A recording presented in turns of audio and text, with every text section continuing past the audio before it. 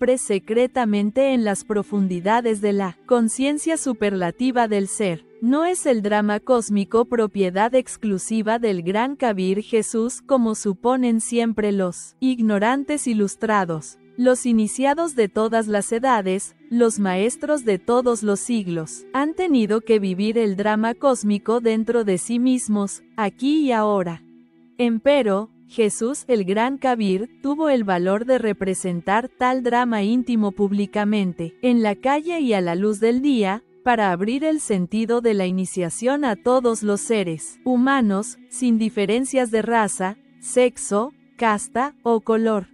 Es maravilloso que haya alguien que en forma pública enseñare el drama íntimo a todos los pueblos de la tierra. El Cristo íntimo, no siendo un lujurioso, tiene que eliminar de sí mismo los elementos psicológicos de la lujuria. El Cristo íntimo, siendo en sí mismo paz y amor, debe eliminar de sí mismo los elementos indeseables de la ira. El Cristo íntimo, no siendo un codicioso, debe eliminar de sí mismo los elementos indeseables de la codicia. El Cristo íntimo, no siendo envidioso, debe eliminar de sí mismo los agregados psíquicos de la envidia. El Cristo íntimo, siendo humildad perfecta, modestia infinita, sencillez absoluta, debe eliminar de sí mismo los asqueantes elementos del orgullo, de la vanidad, del engreimiento. El Cristo íntimo, la palabra, el Logos creador viviendo siempre en constante actividad, tiene que eliminar en nuestro interior, en sí mismo y por sí mismo, los elementos indeseables de la inercia, de la pereza, del estancamiento. El Señor de perfección, acostumbrado a todos los ayunos, templado, jamás amigo de borracheras y de grandes banqueteos, tiene que eliminar de sí mismo los abominables elementos de la gula. Extraña simbiosis la del Cristo Jesús, el Cristo hombre, rara mezcla de lo divino y de lo humano, de lo perfecto y de lo imperfecto, prueba siempre constante para el Logos. Lo más interesante de todo esto es que el Cristo secreto es siempre un triunfador, alguien que vence constantemente a las tinieblas, alguien que elimina a las tinieblas dentro de sí mismo, aquí y ahora. El Cristo secreto es el Señor de la gran rebelión, rechazado por los sacerdotes, por los ancianos y por los escribas del templo. Los sacerdotes le odian, es decir, no le comprenden, quieren que el Señor de perfecciones viva exclusivamente en el tiempo de acuerdo con sus dogmas inquebrantables. Los ancianos, es decir, los moradores de la tierra, los buenos dueños de casa, la gente juiciosa, la gente de experiencia aborrecen al Logos, al Cristo rojo, al Cristo de la gran rebelión, porque éste se sale del mundo de sus hábitos y costumbres, anticuadas, reaccionarias y petrificadas en muchos ayeres. Los escribas del templo, los bribones del intelecto aborrecen al Cristo íntimo porque éste es la antítesis del anticristo, el enemigo declarado de todo ese podridero de teorías universitarias que tanto abunda en los mercados de cuerpos y de almas. Los tres traidores odian mortalmente al Cristo secreto y le conducen a la muerte dentro de nosotros mismos y en nuestro propio espacio psicológico. Judas, el demonio del deseo, cambia siempre al Señor por 30 monedas de plata, es decir, por licores, dineros, fama, vanidades, fornicaciones, adulterios, etc. Pilatos, el demonio de la mente, siempre se lava las manos, siempre se declara inocente, nunca tiene la culpa, constantemente se justifica ante sí mismo y ante los demás, busca evasivas, escapatorias para eludir sus propias responsabilidades, etc. Caifás, el demonio de la mala voluntad, traiciona incesantemente al Señor dentro de nosotros mismos. El adorable íntimo le da el báculo para pastorear sus ovejas. Sin embargo, el cínico traidor convierte el altar en lecho de placeres, fornica incesantemente, adúltera, vende los sacramentos, etc. Estos tres traidores hacen sufrir secretamente al adorable Señor íntimo sin compasión alguna. Pilatos le hace poner corona de espinas en sus sienes, los malvados yoes lo flagelan, le insultan, le maldicen en el espacio psicológico íntimo sin piedad de ninguna especie. Judas. Judas es el demonio del deseo, el enemigo de la naturaleza. Representa todos nuestros propios deseos, tentaciones y fascinación en el mundo físico. Estudiemos este traidor. El deseo es la fuente de la fuerza, pues es el fuego que anima cualquier cosa. Si nos entregamos a nuestros deseos, seremos sus esclavos. Si nos negamos a cada uno de nuestros deseos, liberaremos ese fuego que está oculto en él. O nos haremos dueños de la fuerza. Judas vende al Cristo por 30 monedas de plata. Esto quiere decir que nuestros deseos venden en el mundo físico al Cristo, el fuego. Cuando aprendemos a negarnos a nosotros mismos, o a nuestros deseos, comenzamos a adueñarnos de la fuerza que está oculta en cada deseo.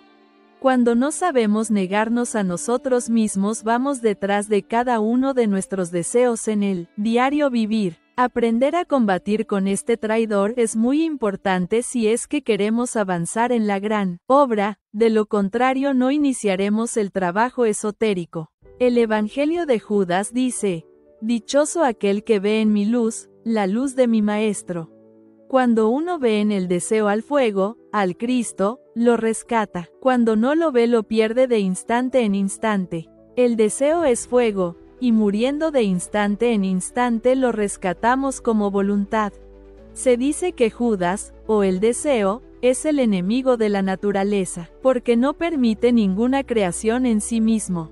Cuando empezamos a negarnos a nosotros mismos, comenzamos a equilibrar los centros, y el trabajo del nacimiento dará sus frutos. La energía creadora del Espíritu Santo cristalizará los cuerpos existenciales superiores del ser. A este demonio se le vence negándose a sí mismo. Pilatos. Pilatos es el demonio de la mente, el enemigo de la sabiduría. Representa todas nuestras disculpas, justificaciones, evasivas, escapatorias, etc., a través de las cuales continuaremos siendo los mismos. ¿Qué es lavarse las manos? Siempre que estamos ante un problema cualquiera nos justificamos, nos identificamos con el problema, no sabemos sacarle provecho a la situación. Siempre hallamos disculpas para no trabajar, para no eliminar los defectos. Estudiemos este demonio de la mente. Siempre encuentra salidas evasivas y justificaciones para seguir siendo el mismo. A la mente le toca el papel de juzgar a cada uno de nuestros defectos, de enjuiciarlos con la reflexión, pero no cumple con su trabajo. Vive identificada con todos los procesos subjetivos. Si queremos morir, tenemos que dejar de justificarnos, tenemos que juzgarnos despiadadamente. No debemos aceptar las escapatorias, debemos volvernos serios con el trabajo. Debemos quitarle el pasto al burro, no debemos alimentar los defectos del intelecto. Debemos acabar con todos los conceptos para ir integrando nuestra mente. Recordemos que la mejor manera de pensar es no pensar. Con todo el intelectualismo la mente se degeneró, ya no comprende. A este demonio se le denomina el enemigo de la sabiduría porque no deja morir en sí mismo. La sabiduría llega con la muerte, si no se muere, pues, no habrá sabiduría.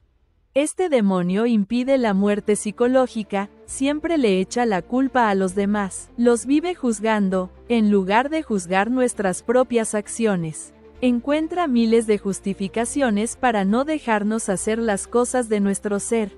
Encuentra todas las justificaciones para que sigamos haciendo las cosas del ego o la personalidad. A este demonio se le vence no justificándonos y juzgándonos despiadadamente. Caifás. Caifás es el demonio de la mala voluntad, el enemigo de la verdad. Representa nuestras palabras, obras y omisiones, en el terreno de los hechos. Promete y no cumple lo que promete, le da lo mismo hacer que no hacer, pudiendo hacer no hace. Malgasta el tiempo en cosas ociosas que no tienen la menor importancia. No nos quiere dejar practicar nada. Quiere autorrealizarse sin trabajar. Ejemplos: mala voluntad para establecer disciplinas de trabajo.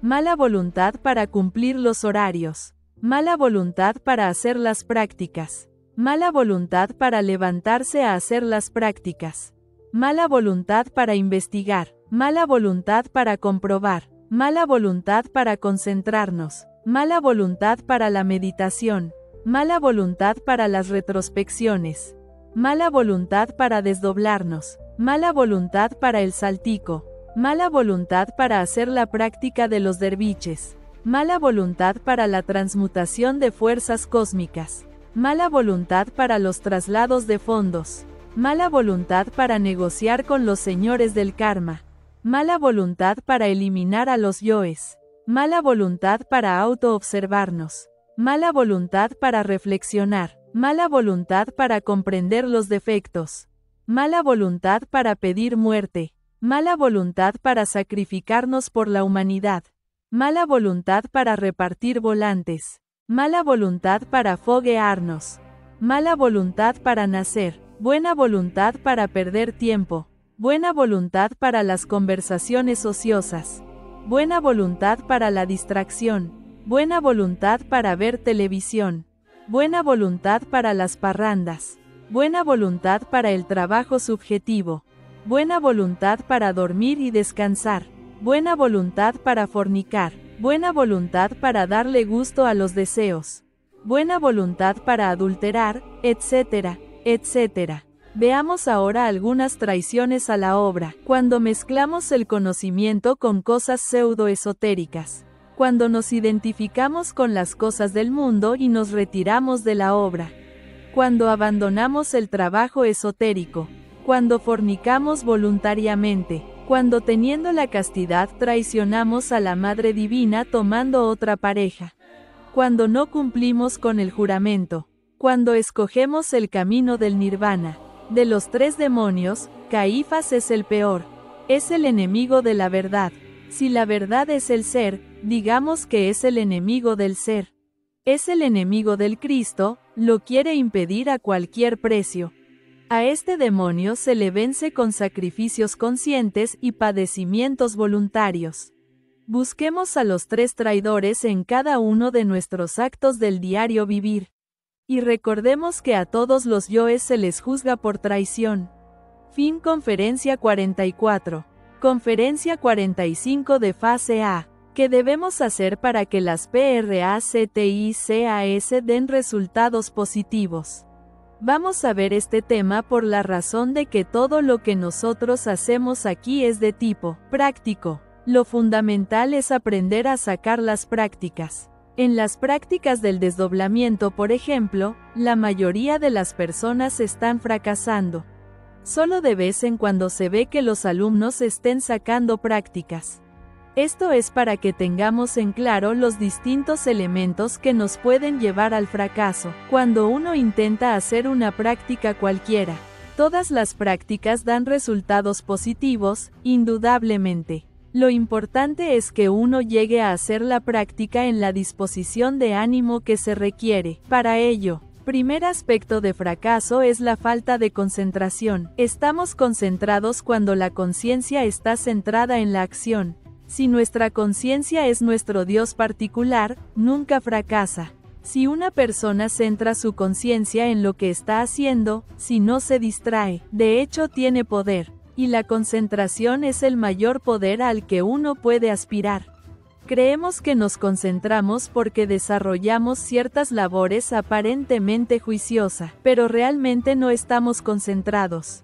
Si uno quiere comenzar a desarrollar la concentración, tiene que empezar a llevar adelante una tarea muy sencilla: ver qué es lo que hace en el día.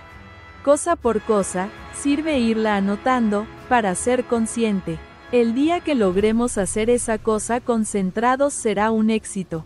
Entonces, la primera labor del día, la segunda, la tercera, la cuarta, la quinta, la sexta, la séptima, etcétera, etcétera. Y así todas, una detrás de otra. Tenemos que llegar a hacerlas conscientemente, para poder darnos cuenta de cada uno de los yoes que intervienen en cada tarea del día.